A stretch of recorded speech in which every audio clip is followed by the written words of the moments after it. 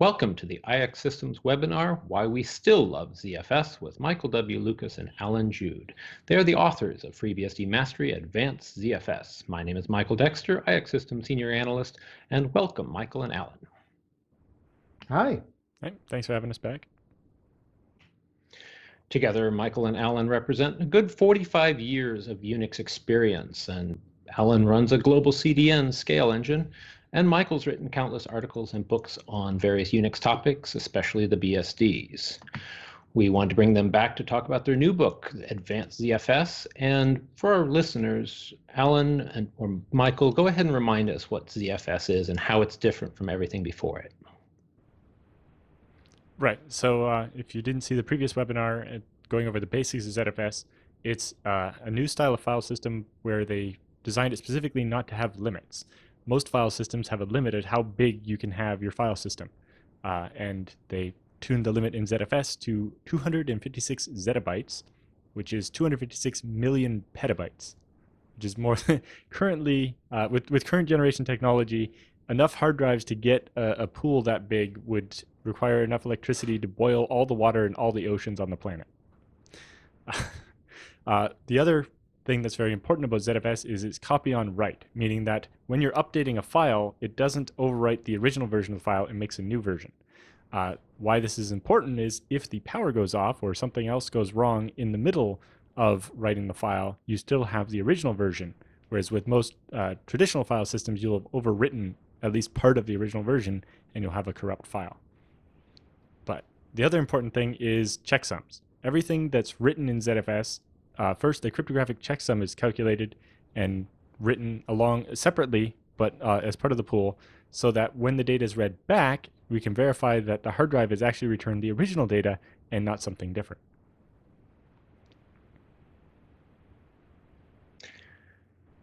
Excellent. And are you both using ZFS with your work? Absolutely.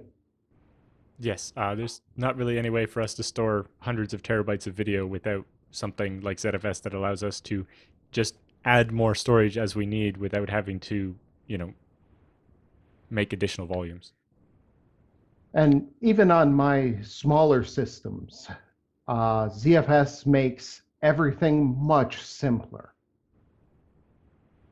A lot of work that I would have to do using a more traditional file system just goes away with ZFS.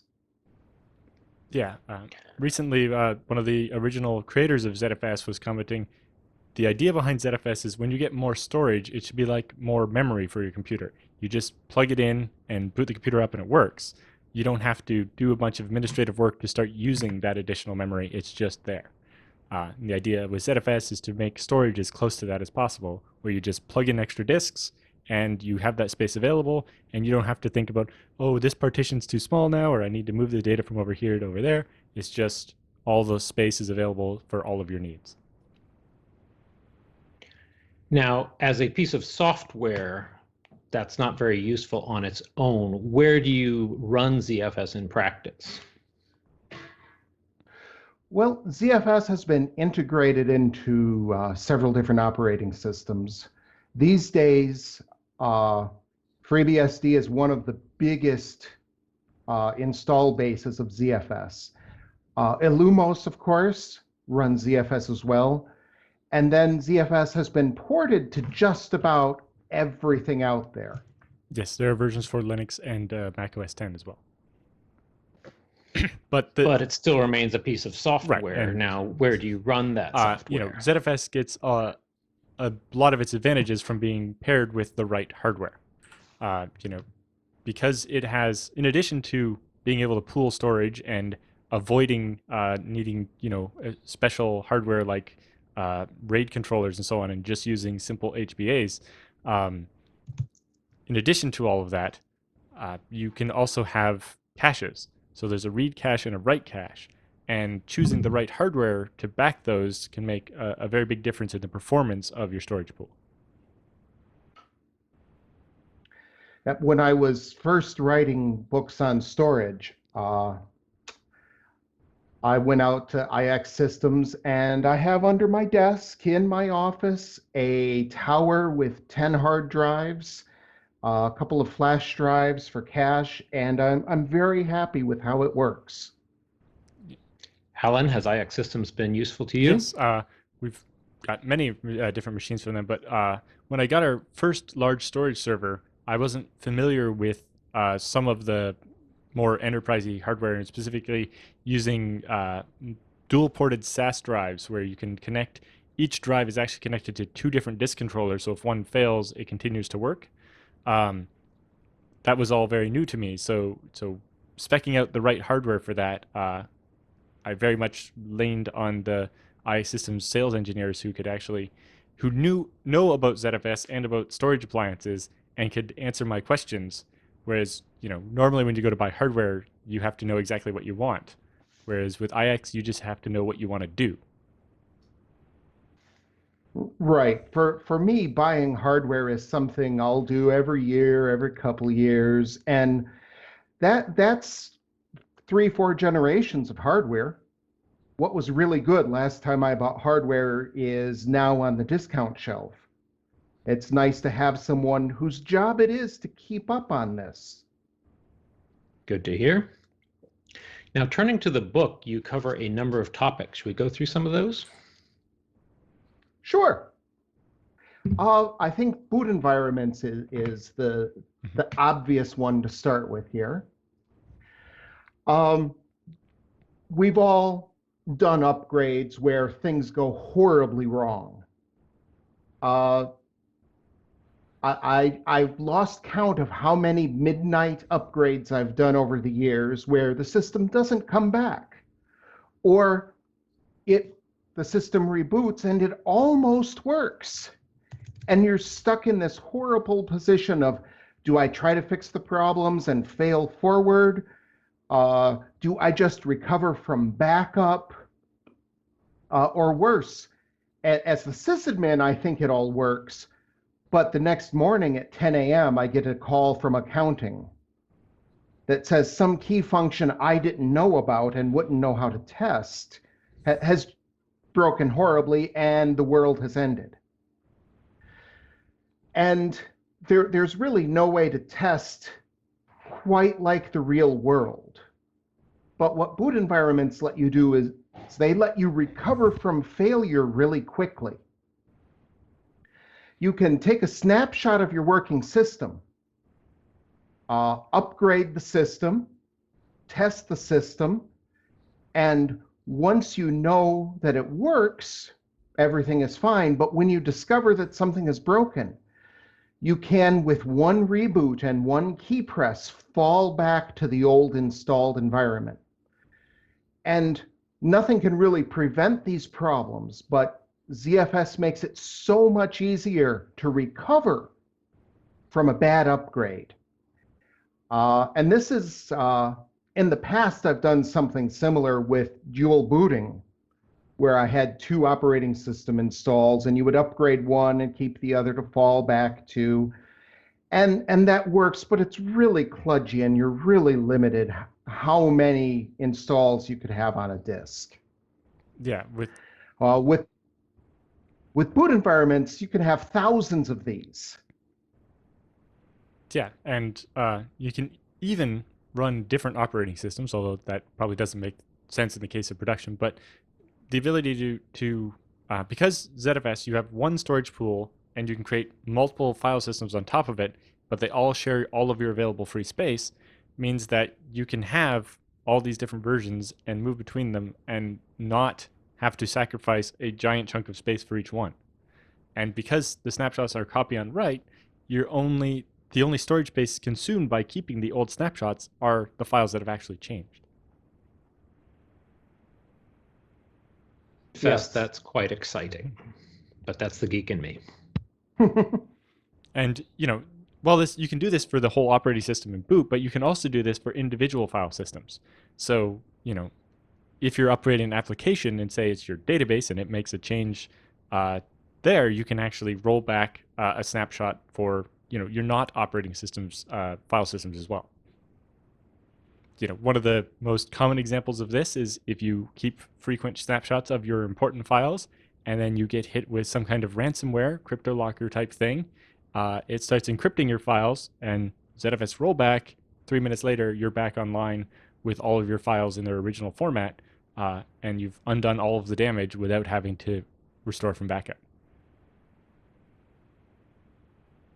And moving on to delegations and jails. Yeah, so in this one is where the tight integration between ZFS and FreeBSD really comes in.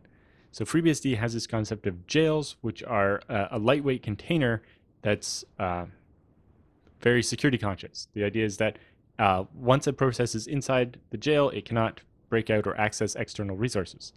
With ZFS, you can delegate individual file systems into the jail so that anyone with administrative access inside the container can make whatever changes they want to that ZFS dataset, including creating additional datasets, adjusting settings and compression and all these different features of ZFS. So they have the full power of ZFS, but only on the little subdomain that you've given to them.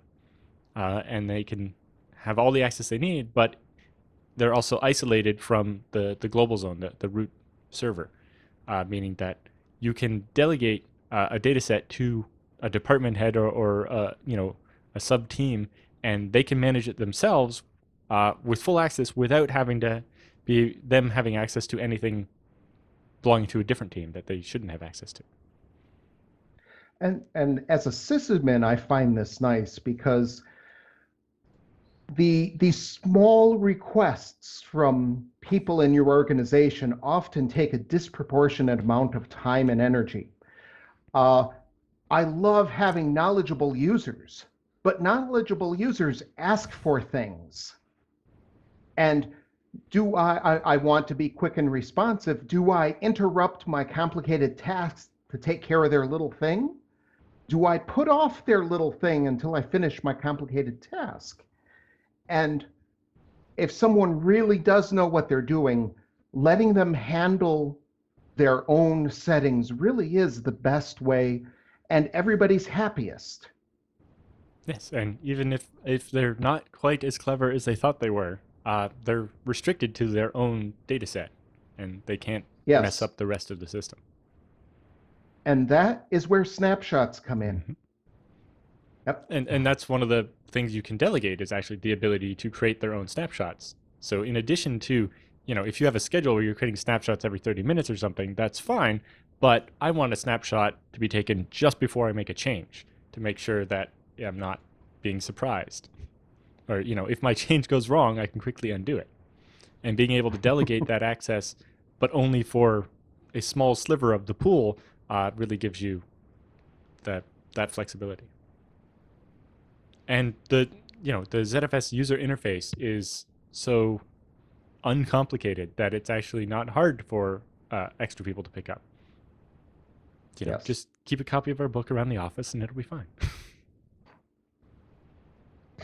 Well, you mentioned jails, which are a lightweight virtual machine on FreeBSD, but virtualization is getting quite a lot of attention and the storage needs for those. What can you tell us about ZFS volumes?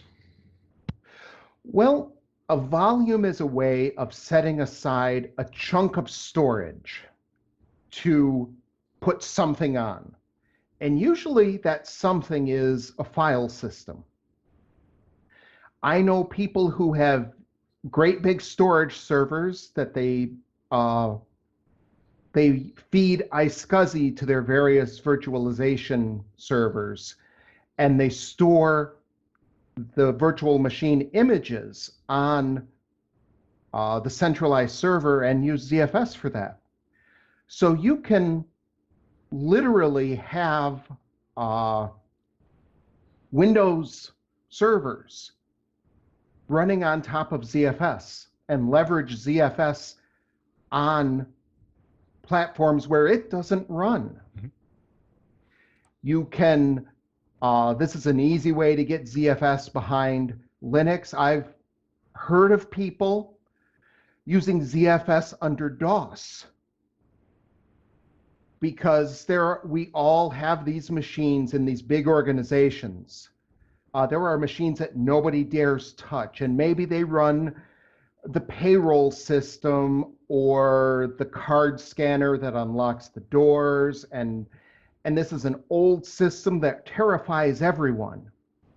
But by moving it into virtual and putting ZFS under it, you could keep this DOS box around for decades further.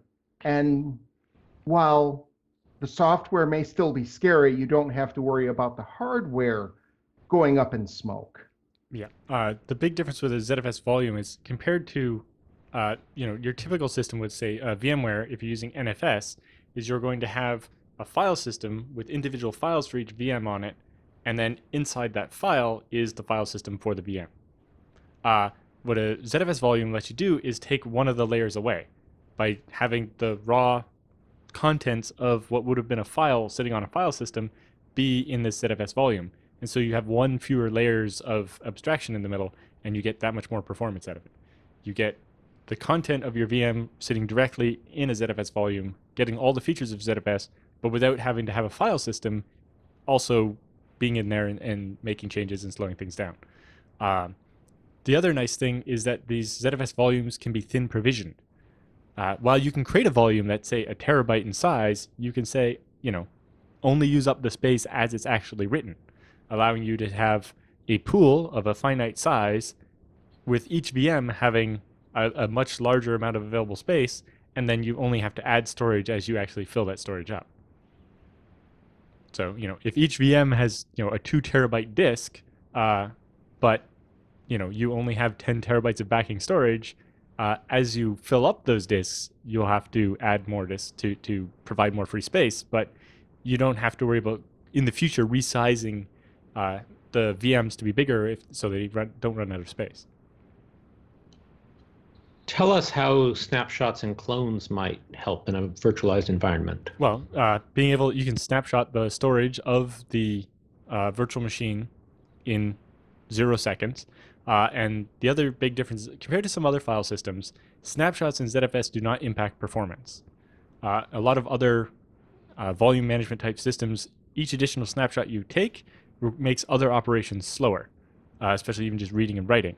But with ZFS, the snapshots, because it's copy on write, it's always doing that work. So the number of snapshots you have doesn't impact the performance of the system. But yes, with a VM, you can get your VM just perfect, snapshot it, and then clone it 10 times. In addition to being able to very rapidly deploy 10 copies of that virtual machine, you also have the added advantages. When you create a clone, ZFS is not taking up any more storage, right? The blocks that are common between all those VMs are only stored one time. And then only as they're modified do the clones actually start consuming space. So you can have 10 or 100 clones of your VM without spending any additional storage space until those clones are, making modifications to their own file system. But even then, they're only the modifications are taking up space. Thank you. Go ahead, Michael. You keep the machine's local logs pretty much, and that's about it. Mm-hmm. And this is also nice in that you can do the same sort of snapshots for maintenance on your other machines. You can snapshot your Windows boxes and really roll back that service pack. Yep. And there are times in the early 2000s that I would have given a kidney for that ability. Yeah. Okay, but while virtualization's pretty exciting, there's still a lot of bread and butter file sharing out there. Does ZFS have advantages for file sharing? Yeah, you can use... Very much so. Go ahead. After you. So ZFS has integrated support for NFS v4, so you can share your files via NFS very easily. There's support for iSCSI, and you can run your SMB or CIFS type sharing as well. So all the typical ways that you would expose your files to your clients, whether that's Microsoft Windows or Mac OS or NFS or whatever, they're all available. So while using iSCSI backed by ZFS volumes is great for your virtual machines, if it's easier to just do hey, VMware, here's the NFS share, go crazy, then that's an option as well.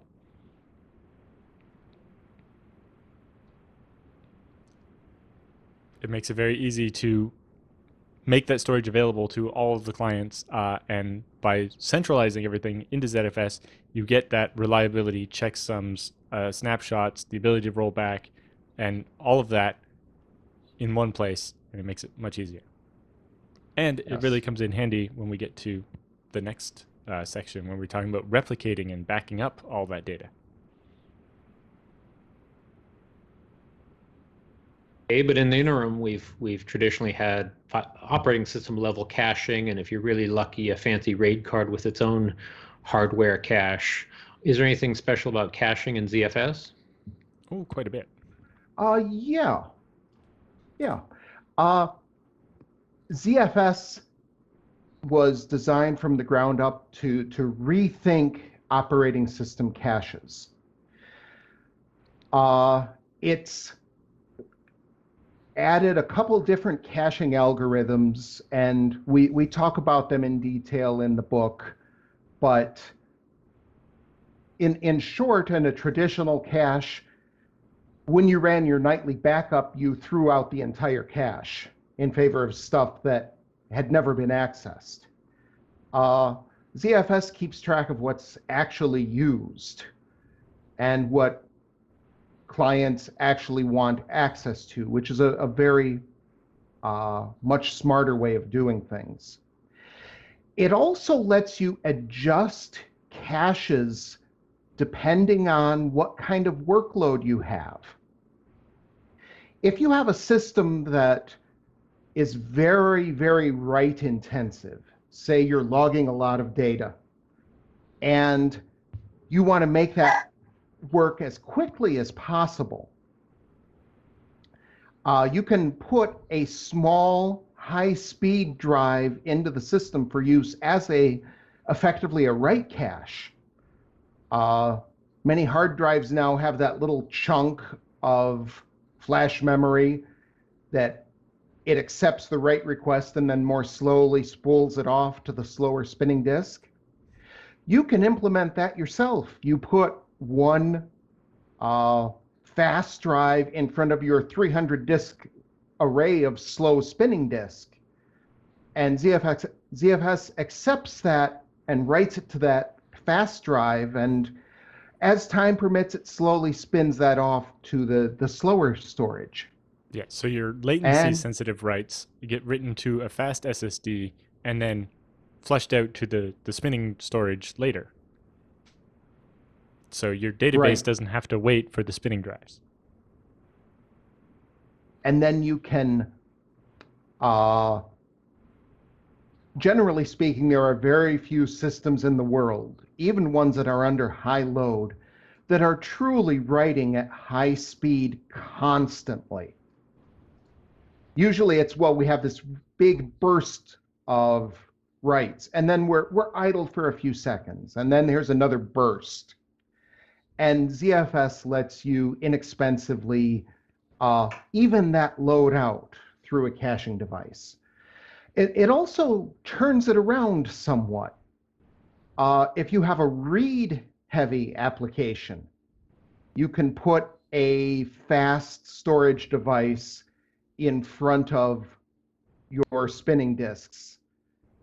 So stuff that's really accessed all the time sits in system memory. Stuff that's accessed almost as much, but not quite all the time, gets cached on your really fast storage. And then things that are accessed intermittently, well, you pull that off of spinning drive. And that will vastly improve performance. And the nice thing is ZFS gives you the hooks and the tools to see how to tune the system and look and see where its bottlenecks are. Yes, and all of this caching is actually configurable. So you can say, for this data set, we're going to opt out of caching entirely. You know, this is only ever going to be infrequently accessed or is not performance sensitive. So I'm going to opt to not cache it at all so that the cache is available for the more important workloads. to say that does sound like a lot of moving parts, and your book does go on to tuning related to those moving pieces. Now, is that a straightforward process in ZFS? Well, it's easier than many other file systems. Most often, ZFS doesn't need tuning. It is self-adjusting. You may want to, on occasion, adjust a couple things for very specific workloads. But if you are running one of these huge storage arrays and you have a serious enterprise application with heavy-duty requirements, then the tools exist. They're fairly straightforward. You have to learn how to use the tools and learn how to interpret the output, because with copy on write and all the caching, ZFS changes a lot of the conventional wisdom about storage. But just about everything is tunable. And you can reach in and turn the knobs. And importantly, a lot of those knobs are per file system. So when you have mixed use cases, like, this data set is all big media files, and this data set is all small other files, and this data set is for a database, and this one's for VMs, you can tune each of those individually without having to, you're not tuning system-wide such that it's favoring one workload over the other. Right. For example, my last job, I was responsible for a system that contained 20-some years of phone records. And it was being written to constantly but slowly.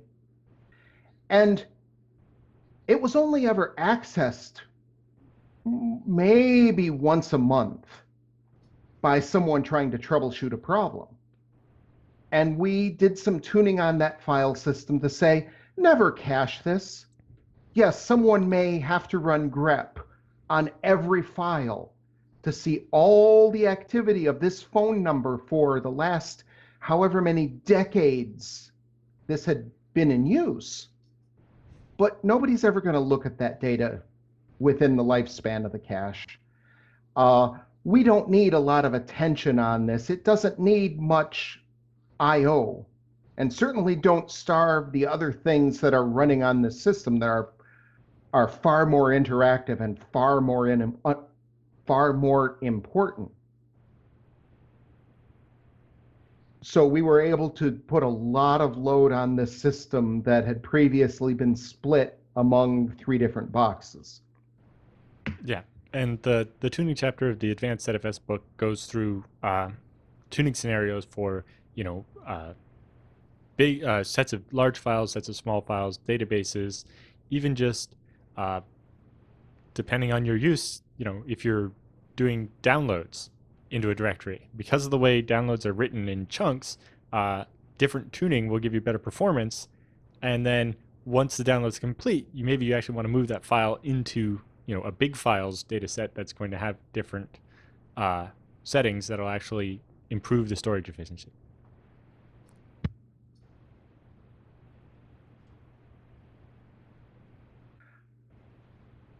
Dexter, you're on mute. That was a great example with the call records, and I'm curious, do you have any other good use cases for snapshots and clones, other things you've encountered over the years? The biggest thing on snapshots and clones is it lets me be lazy. It lets me recover very quickly from my own stupidity. We've all had that moment where you hit enter and immediately the dread kicks in, where you realize that you've just ruined your whole day or week. And snapshots just let you go, oh, well, I'm just going to roll that back. Okay, life goes on. Yeah, the undo button for your file system. Yes. Cool. I've heard many examples of, especially CryptoLocker type stuff. It's the university I consult for was hit with this, and it took them a day and a half to restore backups over their point-to-point link to the remote site that was hit. Whereas if they had been using ZFS rollback, and it would have been fixed within minutes. Curiosity, what time span took place between the last backup and what they were able to, where they left off? Yeah, Right. nightly backups, but yeah, so they still lost everything done that day, whereas 15 or so minute snapshots would have meant they'd only lost 15 minutes of work. Plus, as is described in, I think, one of the articles on IX's website, if you clone the file system, so if you clone the file system that is, clone the snapshot from 15 minutes before and start using that as your file system, you can keep the partially destroyed version and manually extract maybe some of the files that were changed that you do need, and be able to recover that. Or even if it's just we need to do forensics on what happened and in the damaged version. And I've been in several large enterprises that have been hit with virus attacks. And I've lost count of how many times someone has said, okay, we have cleaned this virus from the network. We are free. Go ahead and restore the files on the file server. And it turns out that no, they hadn't quite cleaned all the virus from everywhere. And the snapshots let you recover from that very easily. Because in all fairness, these viruses are getting more and more tricky and more vicious. I just saw a report today on a locking virus that it agrees to unlock your files if you infect 2 more machines, which is brilliantly malicious. But they're thinking hard, and prevention is important, but a speed of recovery is vital.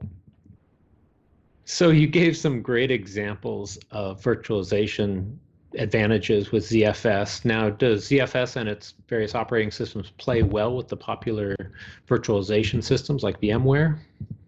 Yes, if you're using the open source software like FreeNAS that is from sponsored by I Systems, they actually have the VAAI VMware snapshot integration built in, so that when you ask VMware to clone a VM, it will actually talk to ZFS and do the underlying operation there, so that over NFS or iSCSI, you don't have to copy that entire VM. You can use ZFS's ability to do that instantly and greatly improve your performance and avoid saturating your network. Oh, wow. I did not know that. Mm-hmm. I have to make some changes to my home lab here. Yeah, so the integration with iSCSI and both VMware and Microsoft's hypervisors makes quite interesting use cases there. The other advantage you have is ZFS, if built with the right hardware, can do deduplication. So if most of your VMs are identical, in addition to when you clone, you're already basically avoiding having multiple copies of identical blocks.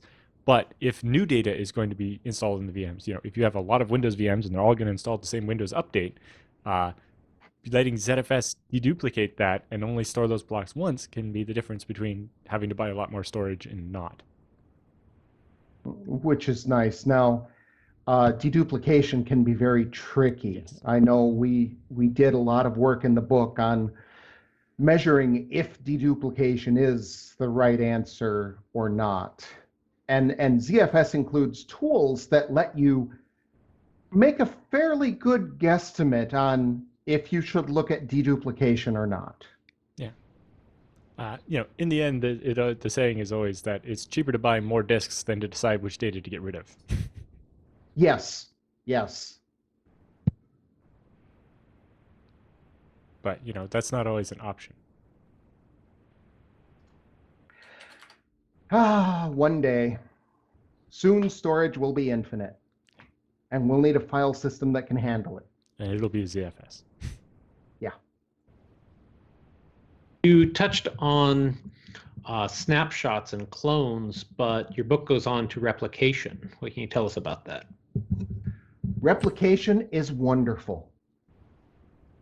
ZFS replication is like rsync, except really, really, really good. As Alan likes to say, ZFS replication beats rsync so badly that rsync's mom needs urgent medical attention. Rather than walking the file system to see what files have changed and what needs to be sent, ZFS just keeps track of the blocks of disk that have changed since the last time replication was run. And it just sends those blocks over the network. Yeah, so with ZFS replication, you can take a data set or file system that exists on your storage machine and serialize it into a format that you can stream over the network or put into a file or onto a tape or whatever, and then receive it on another ZFS system, and you will recreate that file system exactly as it was, which is great. You can easily, move a copy of file system from one server to a backup server. Then it supports incremental replication. So you can, just say everything that's changed between this snapshot and that snapshot, I would like sent to the server over here. And as Lucas was saying, when it does that, unlike rsync, which has to look at the date and time on each file and be like, okay, and then decide what blocks might have actually changed in that file, ZFS, because it's copy on write, it intrinsically knows when each block was written.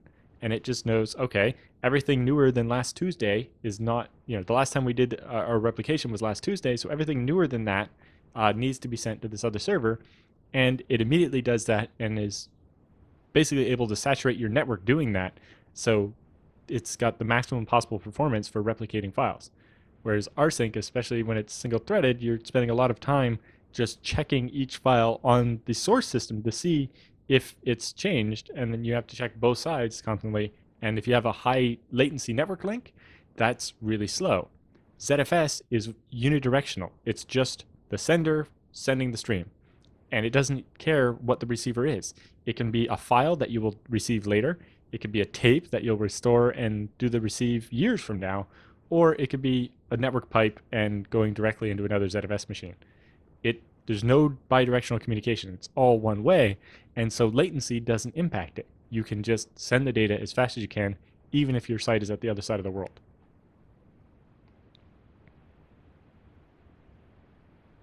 So if that's the technology, what does that look like in practice in a broader backup and archiving strategy, be it local, be it offsite, be it with various retention periods?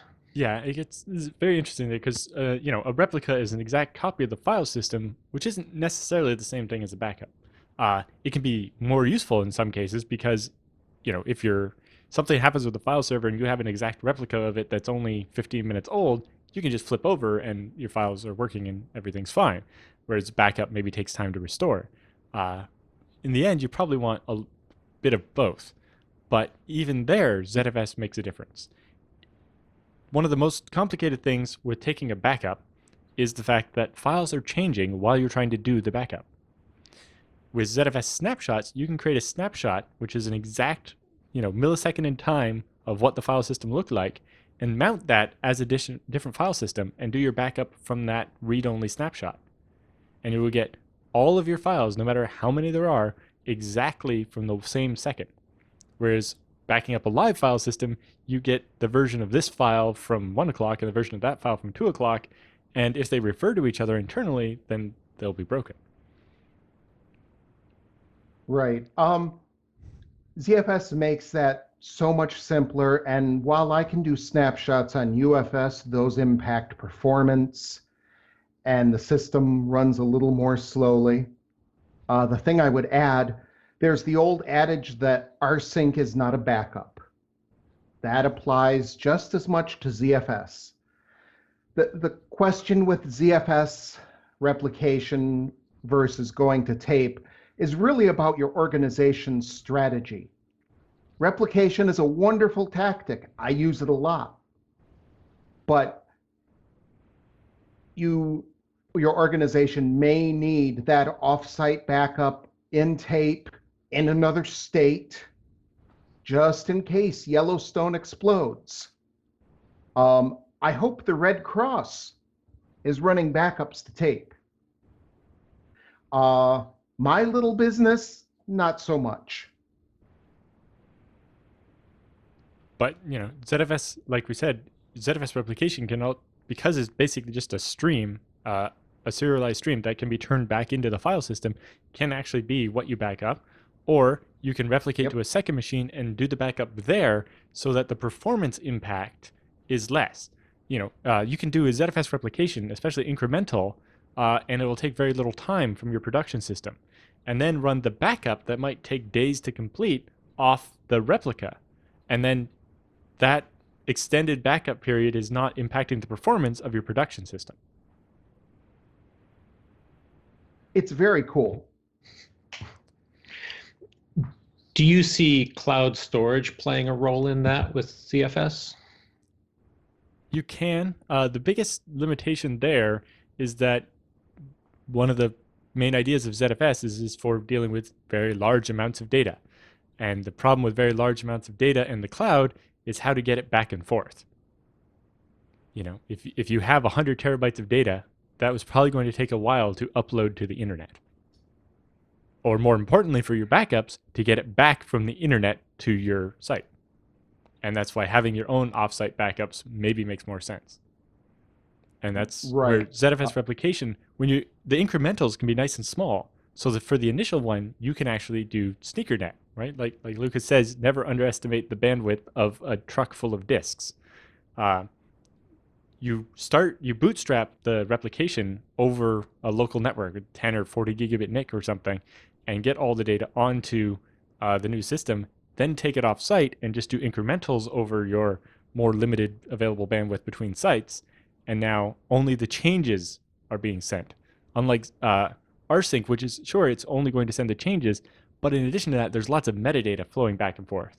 Whereas with ZFS, it's unidirectional, it's just the changes, nothing else. So it saves bandwidth and time over rsync. Yes.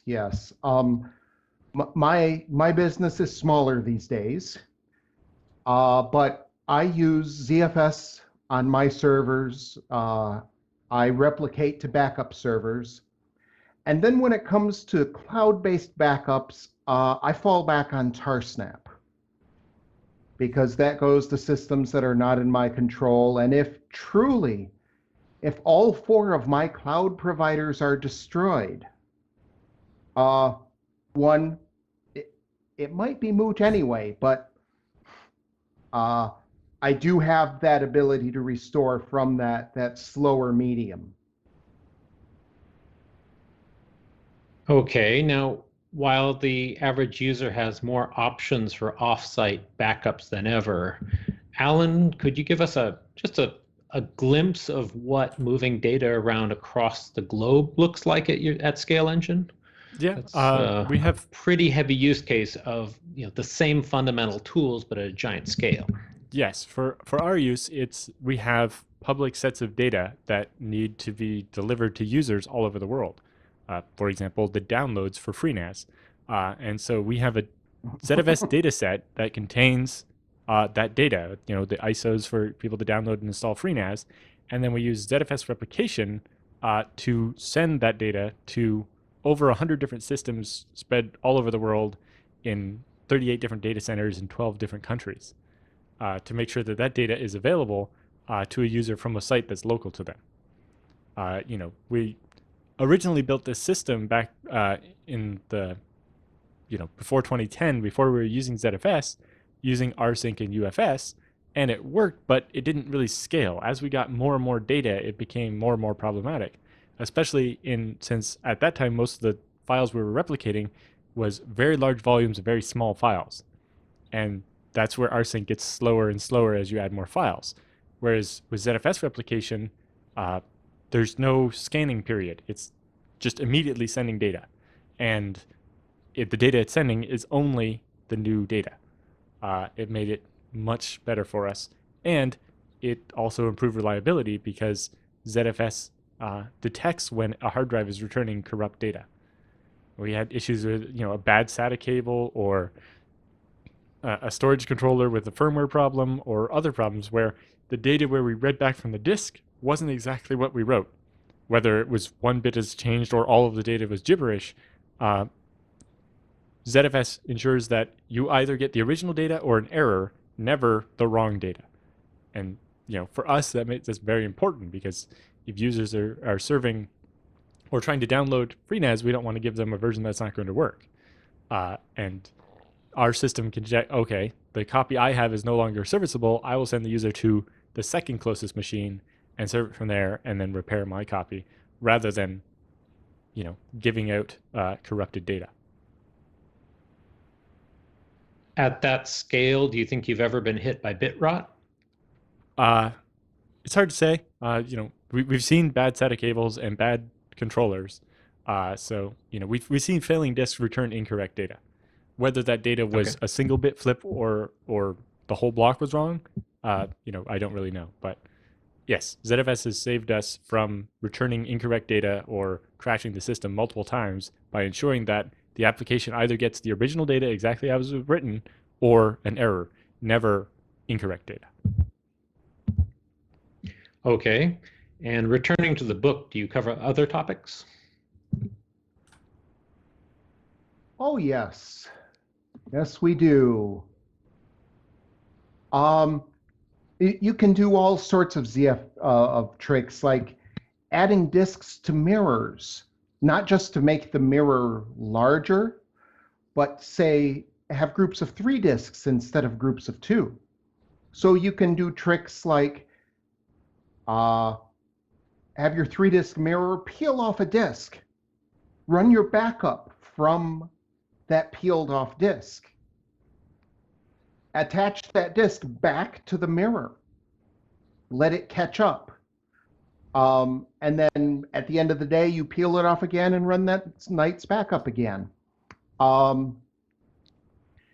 You can do things like telling ZFS to destroy a pool. Well, that's just a marker on the disk that this pool is marked destroyed.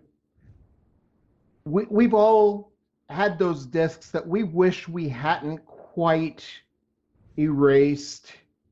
ZFS will let you recover those. And then we do a bunch with ZDB, the ZFS debugger, so that you really can dive deep into the guts of ZFS and see what's going on, what the files are like.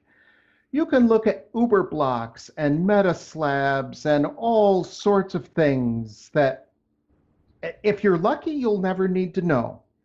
If you're running an operation like, say, a global CDN with some very special needs, you may find you have to look into these things. Yeah, but just knowing the tools are there is helpful, and having a guide you can refer to. But for some of the CDB kind of ranges from just looking at an overview of the metadata to actually extracting raw binary information. But even just looking at some of that metadata can help you understand what ZFS is doing, or looking at a specific file and seeing how ZFS decided to compress it can really help you understand what's happening inside your system.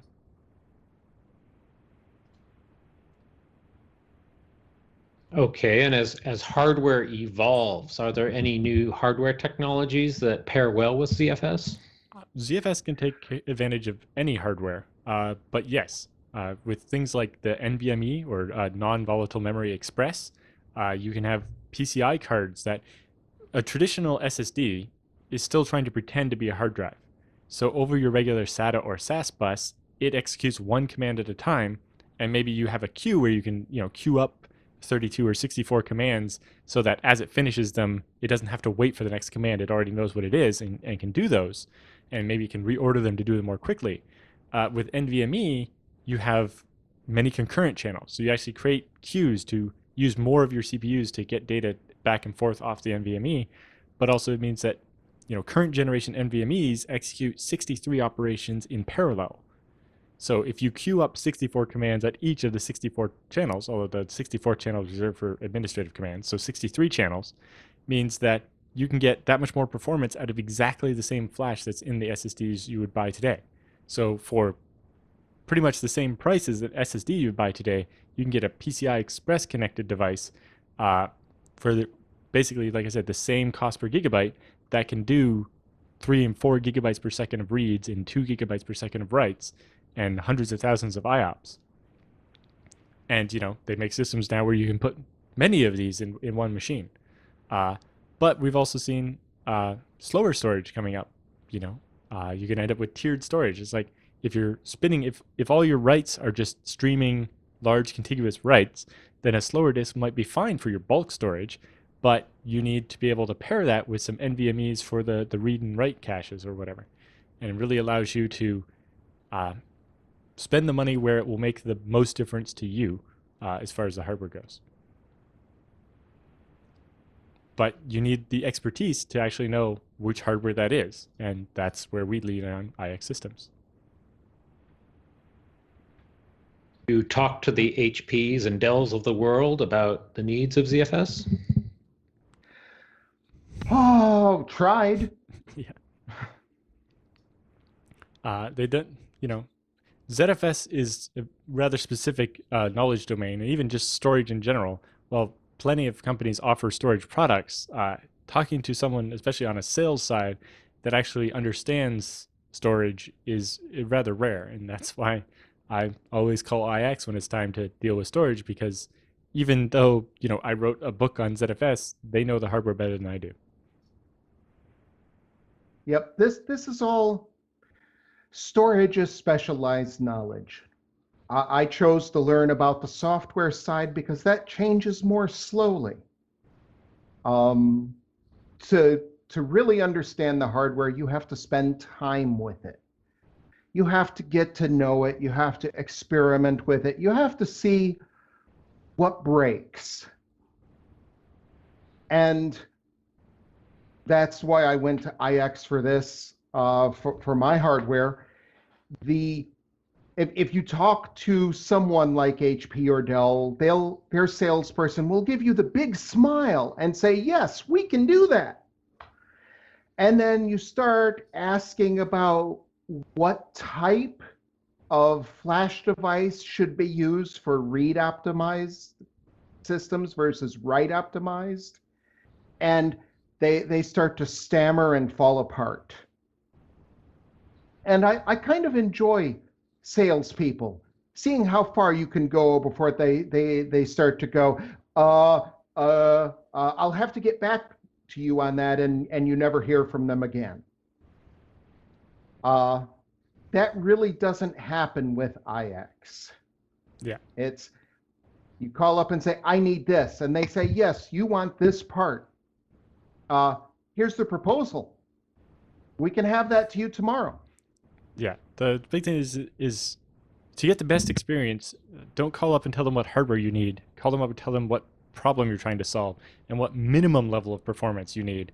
And they will custom design the hardware for you to give you at least that level of performance, if not better, usually better. But the idea that no matter what, you're always going to get at least this much performance so that your VMs will perform or your video production can continue or whatever. And the other important thing is just their relationships with their vendors. Their tight relationship with Intel and Supermicro and LSI and Western Digital means that they have more than just, they're not just shipping you hard drives. They actually have access to people to make sure that you have the right firmware for your workload and so on. Yep. A lot of the big vendors have departments whose main function is to listen to someone complain. They don't actually do much, but the customer feels like they've been listened to. And IX seems more like, no, they're going to do it correctly the first time, and if you call with a problem, they're going to fix the problem. It's like they would rather spend time doing productive work than listen to people complain. It's amazing. And the other advantage is, they have a burn-in process to make sure that they've actually tested the machine before they ship it to you, because hard drives do fail, and they have the greatest chance of failing within the first 24 or so hours of being in service. So IX runs them for 3 days under load first to make sure that you get hard drives that are actually going to work when they get there. But they also have a setup process. So I can tell them exactly how I want the machine configured, what operating system I want, how I need the network configured, and have them deliver servers directly to data centers instead of to my office, where I then have to, finish configuring it and ship it to a data center or whatever. And this means that the machine arrives, it's labeled, it's, the data center tech sees the little sticker with the arrow saying plug the Ethernet cable in here, not over here, and it just works. That's very good to hear. Mm-hmm. And you touched on FreeNAS very briefly. Could you enlighten us on what that is? FreeNAS is a open source project, a distribution of FreeBSD that has a web interface designed to allow users to easily access and control ZFS. So it's basically software to turn a machine into a storage appliance and provide a simple web interface so that not just the sysadmin can actually make changes to the storage. It is simple enough to use. I actually use it here. I mean, I wrote the book on this stuff. I feel confident in saying I know how to do it. But I bought an IX FreeNAS Mini Extra Large. Yes, miniature, an extra large miniature NAS. It's running FreeNAS, not a lick of trouble. When I do have to make a change, it is very quick and easy to do. And the performance beats the heck out of what I had before. Well, thank you, gentlemen. Where can we find the book? You can go to... You can find the book... Go ahead. I'm sorry. It's your website. Go ahead. Well, you can find the book. Easy way to get the advanced ZFS book is at zfsbook.com. You can also get it at any of the online booksellers, either an ebook or print. And if you go to my website, I sell the books in EPUB, Mobi for Kindle, and PDF of the print version right from my website. If you want all 4 of the FreeBSD storage books, I have those as an ebook bundle for 10% off. And other than that, just go to your favorite bookseller. They have it. People actually buy this book in bulk, so it's in some physical bookstores. I suspect if you're in a place like Silicon Valley, you can go to a bookstore and find it there on the shelf. Very good. Any final comments? ZFS Where can we rocks. find you online? I'm at michaelwlucas.com. And I'm Alan Jude on Twitter. Okay, well, thank you, gentlemen, for joining me today, and happy storing. You have a great day. Yep. Thanks. Thanks for watching.